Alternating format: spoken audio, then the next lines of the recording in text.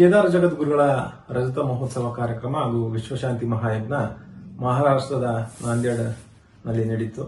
ಅತ್ಯಂತ ದೊಡ್ಡದಾದ ವೇದಿಕೆಯಲ್ಲಿ ಲಕ್ಷಾಂತರ ಜನ ಭಕ್ತರು ಗುರುಗಳ ದರ್ಶನ ಮತ್ತು ಆಶೀರ್ವಾದವನ್ನು ಪಡೆದರು. ಬಹಳಷ್ಟು ಗುರುಗಳಲ್ಲಿ ಉಪಸ್ಥಿತರಿದ್ದರು. ಅಲ್ಲಿ ಒಂದು ವಿಷಯವನ್ನು ನಾವು ಗಮನಿಸಿದಾಗ ನಿರಂತರವಾಗಿ 8 ದಿನಗಳ ಕಾಲ ಅಲ್ಲಿ ಕಾರ್ಯಕ್ರಮ ನಡೆಯಿತು. 108 ಹೋಮಕುಂಡಗಳಲ್ಲಿ ನಿರಂತರವಾಗಿ ಅಲ್ಲಿ ಹೋಮ ನಡೀತಾ ಇತ್ತು. ಬೆಳಿಗ್ಗೆ ರುದ್ರ ಹೋಮ, ಸಂಜೆ ಚಂಡಿಕಾ ಹೋಮ ನಡೀತಾ ಇತ್ತು. ಜೊತೆಗೆ ಲಕ್ಷಾಂತರ ಜನ ಭಕ್ತರು ಆ ಒಂದು ಕಾರ್ಯಕ್ರಮಕ್ಕೆ ಸಾಕ್ಷಿಯಾಗಿದ್ದು ನಮ್ಮೆಲ್ಲರಿಗೂ ಕೂಡ ಅತ್ಯಂತ ಖುಷಿ ತಂತು. ಅನಿರೀಕ್ಷಿತವಾಗಿ ನಾನು ಅಲ್ಲಿ ಹೋಗಿದ್ರು ಕೂಡ ಅಲ್ಲಿನ ವ್ಯವಸ್ಥೆಗಳನ್ನು ನೋಡಿದಾಗ ಎಂತರೂ ಕೂಡ ಆಶ್ಚರ್ಯ ಪಡ್ತಕ್ಕಂಥ ಒಂದು ಕಾರ್ಯಕ್ರಮ, ಅದ್ಭುತ ಕಾರ್ಯಕ್ರಮ. ಅದು ಆ ಜಗದ್ಗುರುಗಳ ಒಂದು ಮಹಿಮೆ ಅಂತೇಳಿ ಹೇಳ್ಬೋದು. ಯಾಕಾಗಿ ಅಂತಂದ್ರೆ ದೊಡ್ಡ ದೊಡ್ಡ ವೇದಿಕೆಗಳನ್ನ ನಿರ್ಮಾಣ ಮಾಡೋದು ಅಷ್ಟೇನು ಸಾಹಸದ ಕೆಲಸ ಅಲ್ಲ ಈಗಿನ ಕಾಲದಲ್ಲಿ.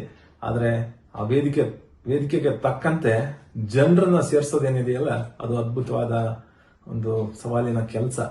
ಹಾಗಾಗಿ ಲಕ್ಷಾಂತರ ಜನರು ವೇದಿಕೆಯ ಮುಂಭಾಗದಲ್ಲಿ 1,00,000 ಜನ ಕೂಡ್ತಾ ಇದ್ರು. ಅದಿಷ್ಟು ತುಂಬಿ ವೇದಿಕೆಯ ಸುತ್ತ ಕೂಡ ಲಕ್ಷಾಂತರ ಜನ ಭಕ್ತರು ಪ್ರಸಾದ ಸೇವಿಸ್ತಾ ಇದ್ರು, ಕೇದಾರನಾಥನ ದರ್ಶನ ಮಾಡ್ತಾ ಇದ್ರು. ತಾತ್ಕಾಲಿಕವಾಗಿ ನಿರ್ಮಾಣ ಮಾಡಿರ್ತಕ್ಕಂಥ ಕೇದಾರನಾಥನ ದೇವಾಲಯದಲ್ಲಿ ಅಲ್ಲಿ ದರ್ಶನ ಮಾಡ್ತಾ ಇದ್ರು. ನಿರಂತರವಾಗಿ ಜನರು ಪ್ರಸಾದ ಸೇವಿಸೋದು, ಅಲ್ಲಿ ಬಂದು ಸಂಚರಿಸೋದು, ಗುರುಗಳ ದರ್ಶನ ಮತ್ತು ಆಶೀರ್ವಾದವನ್ನ ಪಡೆಯೋದು ನೋಡಿದಾಗ ಈಗೂ ಕೂಡ ಭಕ್ತಿ ಆ ಜನರಲ್ಲಿ ಉಕ್ಕಿ ಹರಿಯೋದನ್ನ ನಾವು ಕಾಣಬಹುದು. ನಮ್ಮ ಭಾಗದಲ್ಲಿ ನಾವು ಜನರನ್ನ ಸೇರ್ಸಕ್ಕೆ ಬಹಳಷ್ಟು ಪರದಾಡ್ತೀವಿ, ಕಷ್ಟಪಡ್ತೀವಿ. ಕಾರ್ಯಕ್ರಮಗಳನ್ನ ರೂಪಿಸೋದು ಮುಖ್ಯ ಅಲ್ಲ, ಆದ್ರೆ ಜನರ ವಿಶ್ವಾಸವನ್ನ ಗಳಿಸೋದೇನೈತಲ್ಲ, ಅದು ಅತ್ಯಂತ ಸವಾಲಿನ ಕೆಲಸ ಈ ದಿನಗಳಲ್ಲಿ. ಹಾಗಾಗಿ ಅಂತ ಒಂದು ಅದ್ಭುತವಾದ ಕೆಲಸವನ್ನ ಮತ್ತೆ ಕಾರ್ಯವನ್ನ ಜಗದ್ಗುರುಗಳು ವಿಶ್ವಶಾಂತಿ ಮಹಾಯಜ್ಞ ಮಾಡೋದ್ರ ಮೂಲಕ ಮಾಡಿದ್ದಾರೆ. ಹಾಗಾಗಿ ಅವ್ರ ಮೇಲೆ ಮಹಾರಾಷ್ಟ್ರದಲ್ಲಿ ಮತ್ತೆ ಕರ್ನಾಟಕದಲ್ಲಿ ಅಪಾರ ಗೌರವವನ್ನ ಇಟ್ಟಿರ್ತಕ್ಕಂಥ ಭಕ್ತವೃಂದ ಜೊತೆಗಿದೆ.